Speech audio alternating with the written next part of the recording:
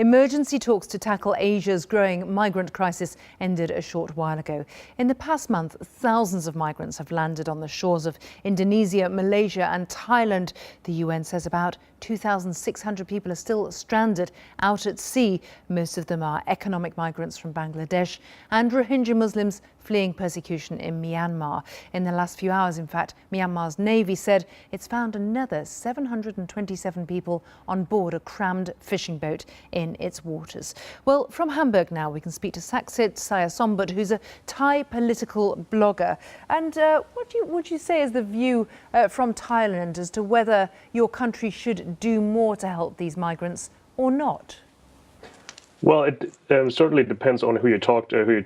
If you talk to the government, they will say we're doing the best that we can, and they would at least try to keep up that image, even though that hasn't been that all the way and all the time. Now, with the heightened international attention, and also with the dire situation of the migrants ever increasing day by day, that are stuck there out in the sea, they realize that they have to do something. Hence, why they called in this multilateral conference today.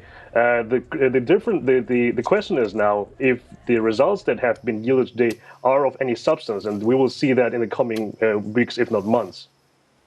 There's also an issue, isn't there, with public opinion in Thailand. We've seen, for example, some Facebook pages being set up which are anti-Rohingya, saying we do not want these Muslim migrants. And that, unfortunately, is the other side for what I was mentioning, the ugly side, more or less, of the public discourse in Thailand about this migrant crisis. And it, unfortunately, really touches upon a nerve in Thai society that really there is not much empathy for anybody, for these migrants, and let alone for anybody who is not Thai. And there's, I would always go so far to say that there's definitely a huge tinge of racism there. And as I said, there is no empathy for migrants, and it needs a lot in order to change that.